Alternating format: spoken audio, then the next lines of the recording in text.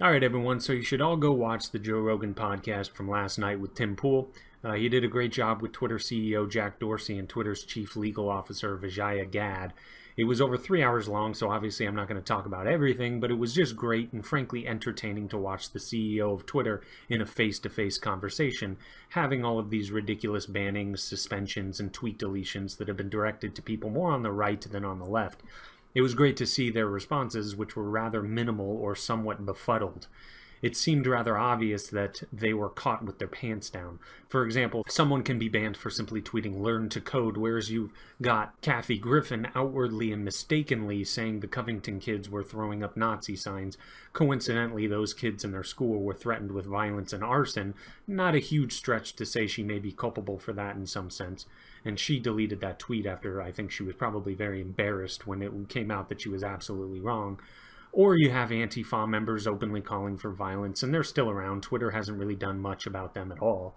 And like I said, I'm not going to go through all of these examples because the list is a mile long, but the point is, I'm not sure if anything was really exposed here. This was a lot of information that people already knew. But the good thing about this podcast was that it was Jack Dorsey himself in front of millions of people being directly confronted about this and frankly being bested in the conversation. And we were all able to see their reaction in real time. The best thing I think we can hope for is that if they were embarrassed enough and if they felt exposed enough by this podcast, they may change course in the obvious targeting of more conservative right-leaning Twitter accounts. Maybe we'll see that happen, but I won't hold my breath. But one really interesting thing that happened during this podcast, and I was surprised that Dorsey and Gad even admitted this, was that they said very matter-of-factly that they received far more requests from people on the left to ban or silence people on the right rather than the other way around. These people on the left are acting like little miniature fascists, and not just on Twitter. We all know that they typically support laws that diminish the right of people from saying things they don't like, and they try and shut down speakers they don't like. But this is especially confusing because there were a good amount of people, if you were looking at the Tim Pool trending feed, there was a good amount of people accusing Tim Pool as being an apologist for fascists or a neo-Nazi lapdog. This is highly odd for a number of reasons. First of all, as I mentioned, it's those people on the left that have a knee-jerk reaction to limit speech. That is not a wise course of action to take if you are going to then criticize others for being involved with any sort of fascism, or if you want to be seen as truly against fascism. Whereas Tim Pool, it seems to me, his number one priority is the securing of free speech.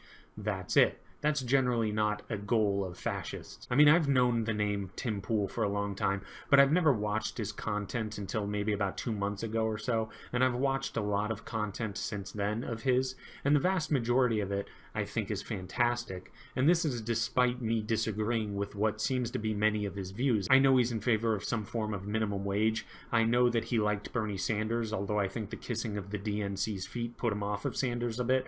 I know he's expressed some favorable views for universal health care, so he's not really a right-winger in almost any sense. He just comes across as sort of an old-school liberal when liberals used to be fervently in favor of free speech, even if it was speech they disagreed with. It seems like Tim Pool is that type of liberal that just recognizes the insane, let's call it for what it is, insane fascistic streak that is running through the left right now.